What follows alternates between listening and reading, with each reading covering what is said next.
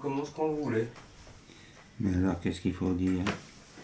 Alors, la dernière fois, la dernière fois, vous aviez parlé de transfert en fait multidirectionnel en fait, et que c'est pas le médecin l'unique objet du transfert, mais que c'était réparti en fait sur un ensemble de. Ouais. Donc vous parliez de ça la dernière fois. Mais je l'avais développé, ça. Oui, oui. On était arrivé juste à ce moment-là, à cette phrase-là, quoi. C'est pour essayer de définir, en fin de compte, dans une collectivité qui comprend des groupes, et peu de choses comme ça. Qu'est-ce qui se passe quelque chose qu'est-ce qui se passe entre les personnes qui sont là? C'est pas simplement des pions qu'on met les uns à côté des autres. Il y a des quantités de relations qui se font. Mais alors, cette quantité de relations, on peut dire que c'est même pas la toile de fond, c'est plus que ça. C'est des relations de toutes sortes, de réciprocité, plus ou moins. François Toscaïès avait une expression en disant que c'est une structure polyphonique. Et alors, on peut se placer là-dedans pas comme chef d'orchestre, parce on peut quand même organiser les choses pour qu'il y ait des rencontres possibles, et puis les gens puissent se parler. Le contraire de tout ça, ça aboutit à les cellules. On met les gens en cellules, séparés les uns des autres. Il n'y a plus aucune relation, aucune collectivité. C'est recommandé dans certaines formes de politique psychiatrique, pour ne pas qu'un malade influence un autre. À ce niveau-là, il n'y a pas vraiment de contagion. Bien qu'il y a des gens quand même plus ou moins sensibles, disons que si on met un type comme ça, un peu naïf, avec un groupe de pervers, c'est sûr que ça ne donne pas de résultats extraordinaires. Hein. Alors, tout le travail. Il y a le chien qui gratte à la porte. Ah bon? Pas faut qu'il entre. Ah, c'est à cause de moi. C'est à cause de moi. C'est bien faire là comme ça. Mais c'est bien, faut qu'il vienne parce qu'il s'ennuie. Hein. Ben oui, il n'y a pas son maître. Il s'ennuie beaucoup. C'est parce que il s'ennuie. Son nom de. Bon, Parce que j'ai un chien. Ah bah c'est ça, il te sent. Oui, c'est ça. Il est content d'être là. Ben oui, parce qu'il connaît le chien. Ah. Il me suit partout dans la borde. Ah. Et ben c'est pareil. Hein. Là aussi. Un peu polyphonique, un peu je sais pas quoi. Hein. Il est mal. Oui, alors, le tout c'est de définir qu'est-ce qui se passe entre les gens. Alors, si on parle de thérapeutique, de traitement, enfin, dans une collectivité, c'est pas non plus n'importe quoi. Mais même toute intention qu'on a de soigner, il faut bien que ça s'appuie sur quelque chose. C'est-à-dire s'appuie sur une sorte de tissu social, quoi. Tissu social, on ne peut pas tout prévoir, mais c'est le maximum de rencontres. Je parle souvent des rencontres. S'il n'y a pas de rencontres, même de loin, mais il ne se passe rien du tout. Et non, c'est à partir de rencontres qui vont donner soit des rencontres concrètes, articulées, de paroles, de discours, ou bien même simplement de présence. Mais ce n'est pas une présence vide. On voit bien qu'il y a des gens qui, s'ils étaient enfermés dans le vide, enfin sans personne autour, c'est insupportable. Mais même si on ne dit rien, qu'il y a du monde là, on voit bien ça dans des petits salons par là. Il y a des gens qui ne parlent même pas. Et par contre, il y a toute une atmosphère, on peut dire, un rapport, non pas avec du bruit, mais une parole par-ci, une parole par-là, puis un signe. Alors comment regrouper ça? Et c'est dans ce sens-là, et avec Tosquier, il avait raison de dire qu'il y a une structure comme dans un orchestre avec plein d'instruments. Il y en a qui jouent, d'autres qui ne jouent pas. Mais il ne faut pas que ça soit le même instrument. Si tout le monde se joue du violon ou de la trompette, bon, c'est bien, mais ça suffit. Hein. Donc chacun a son propre...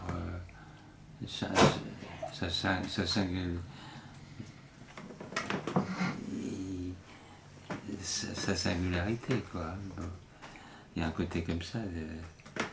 Alors, quelle est la place maintenant du psychothérapeute, que ce soit du médecin ou du moniteur? C'est justement de veiller à ce qu'il y ait un mouvement, enfin que les gens ne soient pas isolés. Parce que dans certains cas, même quand il y a beaucoup de monde, ben les gens sont quand même complètement isolés. Ils ne sont pas sensibles aux autres. Alors notre travail, c'est de rendre sensible, soit par l'intermédiaire d'activités, de théâtre, de lecture, de promenade, n'importe quoi, une occupation, quoi. Soit alors d'intervenir directement sur des groupes, ce qu'on peut appeler une psychothérapie, quoi. Soit individuelle, soit de groupe.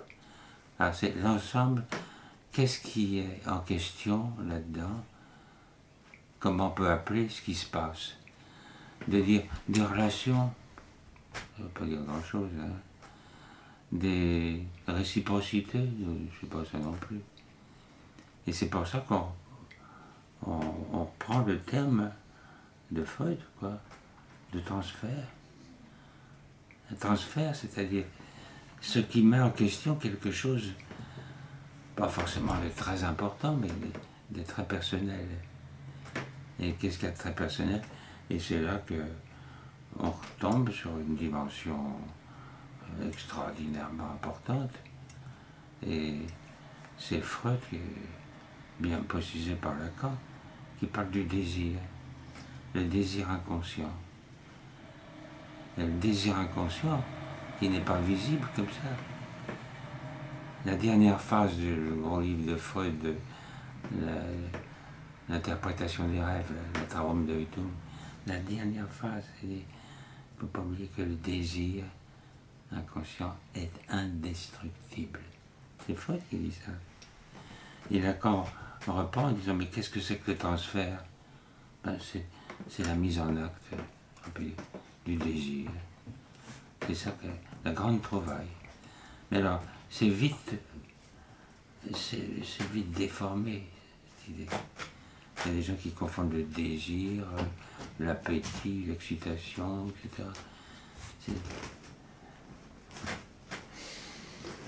Ben oui, c'est mieux comme ça.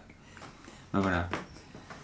Et alors, là, dans des groupes, etc., alors, quand on voit quelqu'un, même tout seul, mais on est tout seul, apparemment. La même. Ça faisait quand même moins d'habitude. On est tout seul, mais quand on parle à quelqu'un, même en consultation, on parle à quelqu'un, mais forcément ce quelqu'un il parle des gens qu'il connaît. Alors si on veut rien écouter de ce qu'il dit, bon, c'est pas une consultation. Pourtant il y en a plein comme ça. Ah non, parlez de vous, pas de... Je crois que c'est Rimbaud qui disait, on dit ça toujours, moi est un autre. Moi est un autre. Mais c'est vrai. Quand on parle de ça, et ce qui donne justement de l'ampleur, puis en même temps suffisamment de chaleur pour pouvoir... Ça vaille le coup de parler. Eh bien c'est de dire, ben, qu'est-ce qui se passe, vous travaillez avec qui, et chez vous, la famille. Et d'un seul coup, c'est une personne, on peut remplir la salle. Hein. Si on les chosifiait, si on les incarnait, on dirait, bon, vous mettez le grand-père ici, votre copain là, et puis votre copine là derrière, là, et puis etc. etc. Il y a déjà une dizaine de personnes. Et c'est tout ça qui est en jeu. Parce que si ça va pas, si on est déprimé, si on est anxieux, c'est pas simplement, ça tombe pas du ciel. Hein. C'est parce que on a rencontré un type et puis c'était vraiment pas marrant ce type. Il m'a contrarié, ça a foutu une de ces histoires dans la famille et puis si j'en parle pas c'est foutu, mais j'ai plus qu'à me flinguer et on parle. Bon, elle avait parlé de quoi là une copine, un copain, etc. Et les mal vus des gens que vous côtoyez, ça vous fait un problème là-dessus, ça vous fâche avec le copain, la copine, ou bien il faut en parler. Bon, la parole, c'est pas simplement du baratin. Elle n'a de sens que si elle repose sur quelque chose. Dans le lointain, c'est le désir inconscient, inaccessible, dont parle Freud. C'est ça qui est en jeu. Et ça a déraillé. On dit bien dit, mais tu dérailles complètement, bon mec. C'est un peu ça. Et ils sont déraillés. Alors vous soignez des gens qui sont déraillés. Tu arrêtez vos conneries. Tout le monde déraille. Mais ça dépend comment on peut reparler de ça. Et petit à petit, on reconstitue quelque chose. Parce que souvent on se débarrasse des situations compliquées, soi-disant pour être tranquille. Mais en réalité, c'est pire que tout. Il faut aller franchement dans le compliqué, puis dire, allez, qu'est-ce qu'il y a de compliqué? Ah bah oui, puis on s'aperçoit que c'est pas si compliqué que ça. C'est parce qu'on se croit tout seul, mais c'est pas vrai non plus. Enfin, il y a tout ce travail, c'est un travail de fond et de relation. Et même avec quelqu'un qu'on voit tout seul, il est forcément, il vient de quelque part, il fait partie d'un groupe, d'une société, il a des copains ou pas, tout ça est en jeu. Or, ce qu'on peut appeler les techniques de transfert, c'est Freud qui avait inventé le transfert. Hein. Maintenant, il n'y en a plus pas utilisé. Hein. J'ai même appris qu'il y a des pays qui veulent même supprimer la psychanalyse. C'est pas de n'importe quoi. Même en Autriche, là, où c'est né. Enfin, faut le faire. Il y a toute une bande effrayante pour l'instant. Hein. Comme si l'angoisse, le transfert, tout ça, ça compte pas. C'est mécanique. Il faut donner un petit comprimé, faire une greffe, et ramer après. Ça peut aider, hein, ça peut aider. Je ne suis pas contre les comprimés, mais ça ne règle rien du tout. Pour régler les choses, il faut soit un petit groupe, soit plusieurs, ou parler, d'ouvrir un peu, plutôt que de tourner en rond soi-même, qui est redoutable. Or, dans une collectivité, on voit bien qu'il y a des quantités, si les gens sont en liberté, s'ils ne sont pas enfermés, ben, ils passent l'un à côté de l'autre. Ils font des trucs ensemble, des activités de toutes sortes. Et puis, c'est à l'occasion d'activités qui se connaissent. Hein. Par exemple, je viens de voir un garçon, un jeune homme, là, qui me dit, tiens, tu ne pourrais pas garder ça parce que je m'en vais à Paris, mais il y a une stagiaire, une monitrice, c'est gentil, qui m'a donné un petit pot. Comment que ça s'appelle ça? C'est des petites feuilles comme ça, mais qui bougent. C'est une sensitive. Ah bon, c'est une sensitive. C'est gentil de la part de la fille. Ça m'a donné une sensitive, ça, c'est pas mal. Mais il faudra faire attention à la sensitive, bah oui. Hein. Faut pas la mettre trop à la chaleur, des trucs comme ça. Mais même la sensitive, le mot est magnifique, même la sensitive fait partie, maintenant, de toute une sorte de dialogue ou d'échange. Autrement dit, les échanges. Et les échanges, c'est la clé de voûte, ou la clé de base plutôt, de toute la sociologie. Lévi-Strauss, tout ça, c'est à partir des échanges. Hein. Même tous les ethnologues, c'est l'étude des échanges. Mais les échanges, aussi bien de la parole que d'un pot de fleurs, ou de l'argent, pourquoi pas, ou des trucs comme ça, ou de Dieu. Hein. Voilà. Il écoute bien. Hein. Max. Max. Voilà. Qu'est-ce qu'il fallait dire d'autre? On peut continuer, vous pouvez Hein? continuer, vous pouvez continuer sur votre lancée. De quoi? Je voulais revenir, moi, si vous permettez. Vous aviez abordé l'histoire du pli. Du pli, autrefois, par rapport au secret. Et justement, dans ce que vous venez de dire, peut-être je me trompe, hein, je sens aussi qu'il y a des histoires de plis dans ces différents espaces-là, et rencontres. Et c'est à la fois très sensible parce que les gens se croisent, ils vont plus ou moins l'un vers l'autre, mais il y a quelque chose qui ne se dit pas, mais qui est là en fait. Et justement, peut-être ça tient au pli. Et c'est pas forcément à découvrir et à toucher, mais c'est ça qui permet, à mon avis, enfin, cette possibilité de rencontre-là, si on est attentif et respectueux de ce pli-là, pour laisser la place à l'autre, non pas de dévoiler quelque chose, mais d'accepter de rencontrer ça, et de nous parler, et d'échanger, quoi. Oui, mais à quelle occasion je parlais du pli? Par rapport au secret.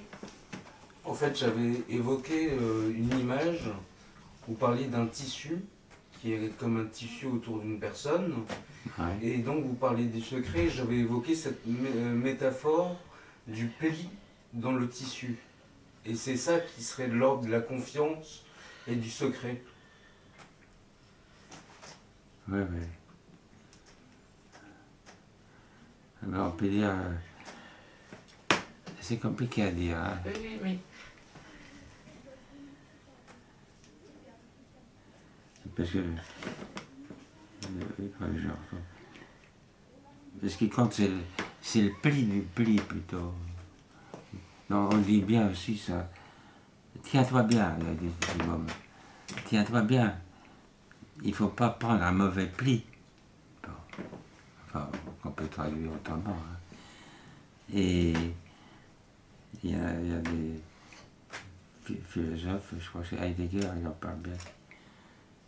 Prendre le pli du pli.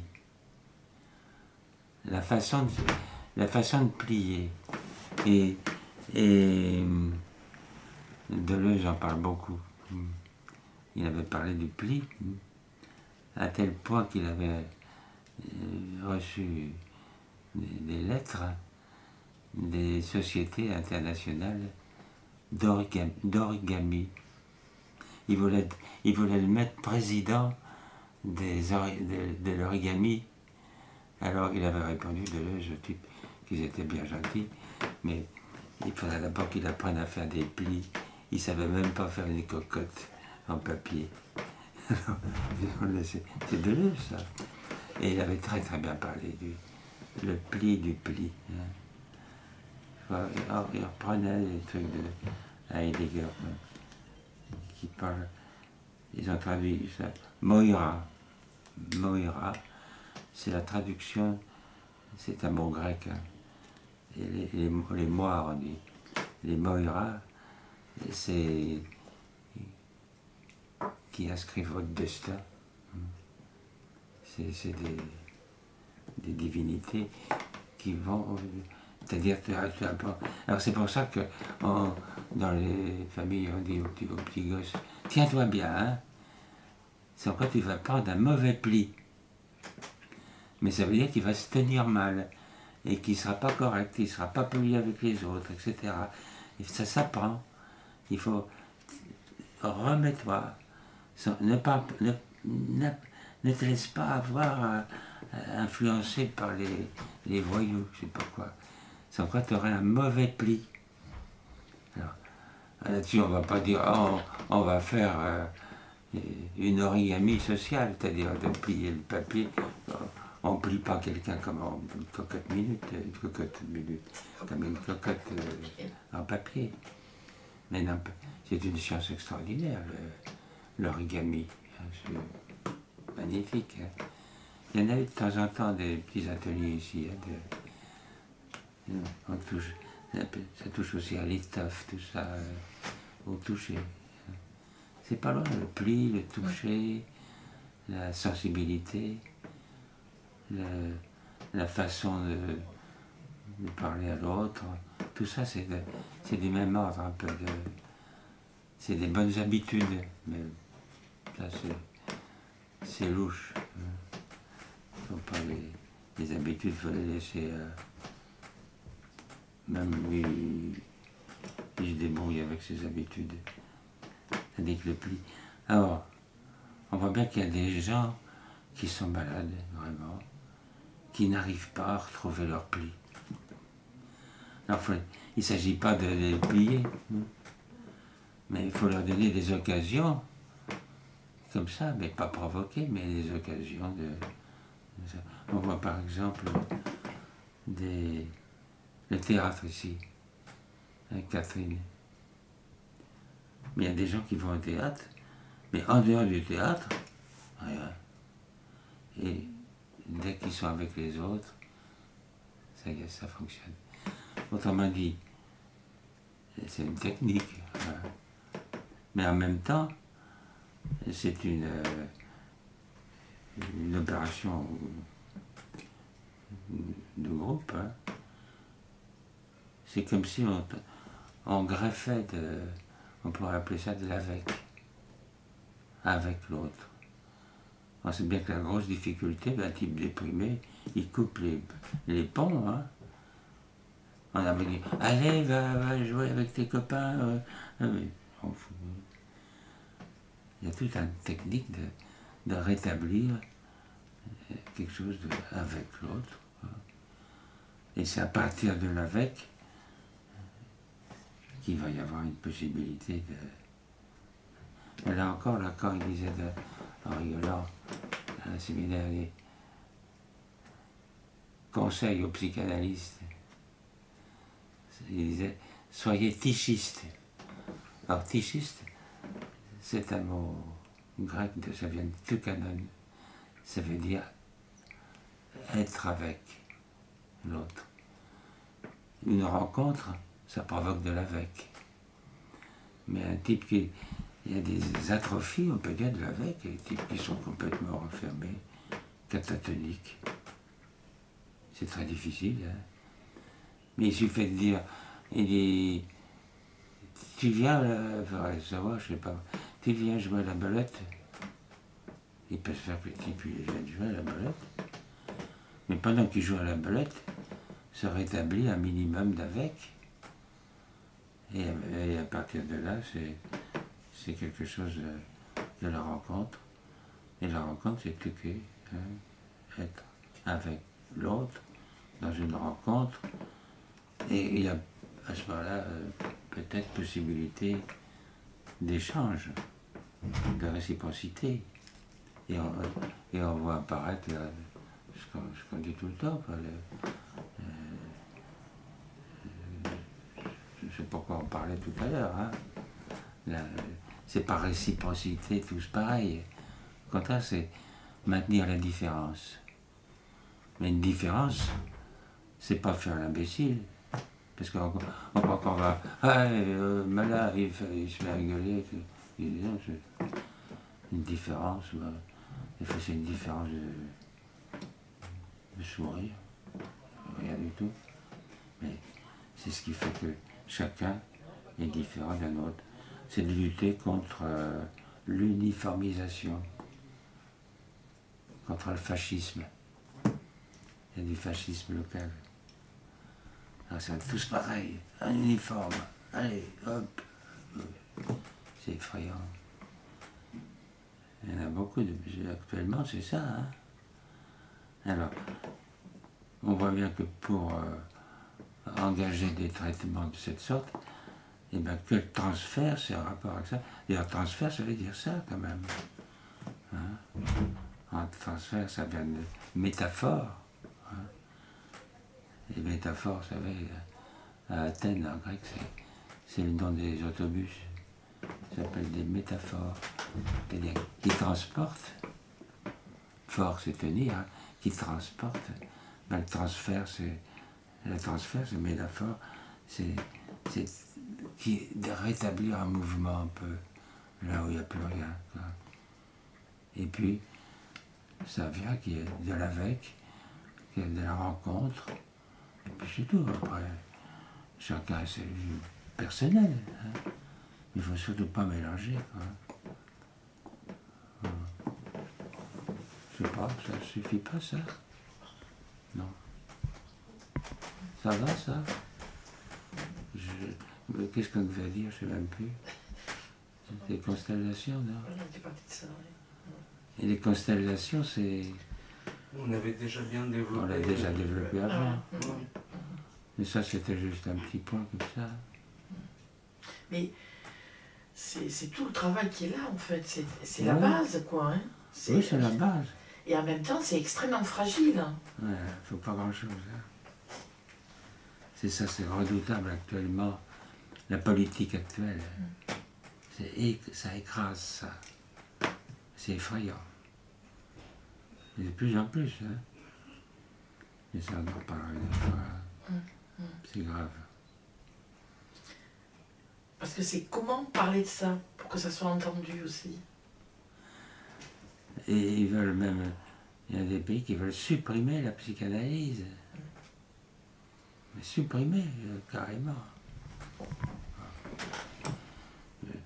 C'est comme partout, il y a de la psychanalyse, c'est de la connerie, c'est n'importe quoi. Mais ça demande d'être très rigoureux, tout ça. Je sais pas, c'est comme si on voudrait supprimer, parce qu'on boite un peu, ben, on vous enlève les jambes. C'est un peu extrême. Un peu limite. Voilà à peu près. Ça va? Oui, oui. Il faut interroger... Maxou? Monsieur Max. Ok. Il faut que tu répondes un peu, hein? Comment tu vas, Max? Comment tu vas? Pour l'instant, ils sont sur l'Atlantique, hein? Vous avez eu des nouvelles? Ben là, on n'a pas de nouvelles. Quand c'est loin des terres, on ne peut pas. Ah oui, bah oui. Ça ne marche pas le téléphone. Oui, c'est ça. Non, ils sont certainement en plein milieu de l'Atlantique, là. Entre l'Afrique et le Brésil. Hein. Voilà. J'avais entendu qu'il y avait dans les océans des creux, des fois, qui vont jusqu'à 200 mètres. Ah, oui. C'est pas plein, mais il y a des creux qui vont jusqu'à 200 mètres de profondeur. Ah, C'est pas uniforme, en fait, l'océan. La vague, les vagues. Non, non, non. La surface de l'océan n'est pas pleine, n'est pas complètement... La surface liquide. Oui. Il y avait des creux dans l'océan de... Il y avait eu une histoire comme ça, terrible, au Cap de Bonne-Espérance, il y a une cinquantaine d'années. Il y avait une vague, 50 mètres de haut. Ça va emporter les bateaux, tout le bassin. Et comme ça, une fantaisie. Une fantaisie qui coûte cher, celle-là. Oui, ouais. Non, il y a des surprises. Hein. Bon, enfin là, je pense que ça doit aller. Oui. Il y a eu une tempête avant leur départ, hein, sur la Manche. Oui. Ils ont reculé de 2 jours. Ah bah ils ont 3-4 jours, oui. Ça se démanche, enfin c'est... Bon. Et si on parlait un peu de cinéma? C'est-à-dire? Et ben la question que je vous posais, mais vous avez hoché de la tête, c'était les films qui vous ont fait grandir et les films qui vous remettent en enfance. Et j'avais évoqué Vigo. Bon, me remettre en... J'aime pas ni grandir ni me remettre en enfance. C'est comme ça, quoi. J'aime beaucoup Jean Vigo, oui. Pour plein de raisons, oui. Jean Vigo, il y a un des meilleurs livres sur Jean Vigo. C'était écrit par un de mes amis qui est mort, qui est un grand critique, un Brésilien. Paolo Emilio, ils ont des noms à tirette. Paolo Emilio de Sales Gomez. Mais j'ai connu, moi j'avais 14 ans, même pas. Il est mort en 77. Mais il était de... Oh oui, il avait 19 ans, il s'était échappé du Brésil sous la dictature de Vargas. Mais d'une culture extraordinaire sur le mode littéraire et tout ça. Bon. Et puis c'est devenu un des grands critiques du cinéma. Il a fondé une cinémathèque à São Paulo. Et puis il travaillait avec le groupe de Langlois à Paris, le ciné-club, tout ça. Et c'est là qu'il a écrit en France, il a écrit en français, Jean Vigo. Une recherche énorme sur tout ce qu'il y avait. Bon. Et alors c'est là que j'ai connu Zéro de conduite, etc. Tout Jean Vigo. Là, je vous montre un de ses livres, ben, j'étais même fouillé là-dedans. Je vous montrerai un livre de lui. Bon, ça c'est spécial. C'est pas uniquement à cause de Paolo, etc. C'est Jean Vigo. Ça m'évoquait, moi, étant petit. Je vous ai raconté ça. Dans Jean Vigo, vous voyez, Zéro de conduite. Hein. L'élève tabac. L'élève tabac. Et alors, il y a toute cette histoire de l'élève tabac, déjà pris dans un ensemble intéressant. Et l'élève tabac, c'est dans la classe, c'est l'élève qui est le plus sage, hein, un peu efféminé, un peu. Et il y a une classe, et dedans il y a un professeur, un énorme type, un gros type, plein de sueur, comme ça, le prof de sciences, comme ça. Et alors il interroge les élèves, et puis à un moment donné, élève tabac, debout. Quand on parle, il faut se mettre debout. Et alors, qu'est-ce que vous pensez? Et l'élève tabac dit au prof de sciences, monsieur, je vous dis merde. Alors là, ça déclenche toute une histoire. Il vient, mon petit, c'est un vieux salaud. Et alors, là-dessus, il est convoqué chez le directeur, qui est un nain. Hein. Voilà, c'est une histoire. Moi, je me suis identifié à l'élève tabac, parce que ça m'est arrivé un des directeurs qui passait devant, je raconte souvent cette histoire, j'avais 10-11 ans, il avait eu l'idée, je ne pouvais pas me l'expliquer, il avait eu l'idée de se mettre, pour l'entrée à 1h de l'après-midi, il faisait très beau en plus, et il y avait à la porte 2 battants. Et il se mettait sur un battant, donc il fallait frôler ce type-là, qui est un peu comme ça, une chaîne de montre. Hein. Et puis il fallait lui dire « Bonjour, monsieur le directeur ». Et retirer son béret, elle avait un béret. Alors il y a les copains faire ça, moi plutôt plus ou moins timide. J'ai dit « Moi je ne pourrais pas faire ça. Je ne pourrais pas faire ça, je ne pourrais pas enlever le béret. » C'est possible. Et alors je suis passé devant lui, je me suis tourné vers lui, et je vais... Monsieur, vous me faites chier. Oh, mais c'est comme ça. Ça a déclenché un truc, hein. Moi, j'avais... qui était sage comme une image. Et dire ça devant tous les copains, il me fait chier, le type. Il s'est parti de la porte, il a appelé l'instituteur en disant, mais Uri devient fou. Je me suis retrouvé dans l'élève tabac de Zéro de conduite. Hein. Puis plein d'autres trucs comme ça. Hein. Alors sur ce fond-là,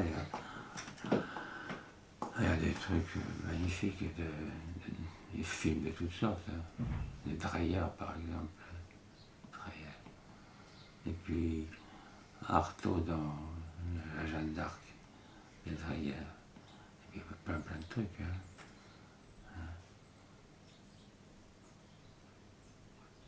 Puis tout Charlot. Enfin, on pourrait voir. Il faudrait voir la liste, moi je connais pas bien. Ils n'ont pas Charlot et non pas Buster Keaton. C'est très différent. Et je veux bien moi j'aime bien Buster Keaton aussi. Je veux bien que vous m'expliquiez la différence entre les deux. Et celui que vous préférez. Je suis pas spécialiste. Eh ben, il n'y a pas besoin d'être spécialiste. Buster Keaton, c'est plus... comment on va dire, c'est pas mécanique, c'est tout à fait un autre style que Charlot. Hein. Charlot s'est pris dans une mélodie extraordinaire. C'est toujours très mélodique, Charlot. Hein. C'est un danseur, en fait. Et Buster Keaton, c'est une autre mécanique. C'est très extraordinaire. Mais je ne peux pas en dire plus, parce que il faudrait que j'y pense. Mais il n'y a pas que ça, il y en a plein. Hein. Mais je ne peux pas dire que je suis spécialiste du cinéma. Mais ça vient comme ça. Oui. Mais justement, il n'y a pas de spécialiste du cinéma, vu que ça vient. Le cinéma vient du cirque. Et qui est une chose éminemment populaire, comme le cinéma est populaire. Donc il n'y a pas pour moi de spécialiste vraiment dans le cinéma. Il y a des spectateurs. Spécialiste, c'est un grand mot. Enfin, s'y connaître quoi. Oui. L'autre fois, il y a un mois ou deux, à la télé, c'était pas mal fait. Ils ont fait une rétrospective historique du cirque, depuis le Moyen-Âge. Et on voit apparaître à un moment donné Charlot. C'est le cirque, magnifique. C'est de la grâce, là. Hein, c'est très différent de... Bon, on en reparlera, on réfléchira à ça. Et je vous montrerai quand je retrouverai là-dedans. Ah oui. Pardon. Si par hasard je trouve là. Non. Bon. Voilà. Il n'y est pas. Il est de l'autre côté.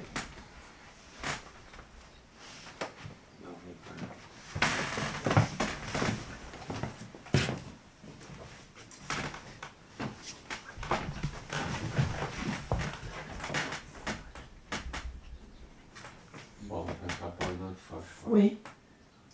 Il faut pas.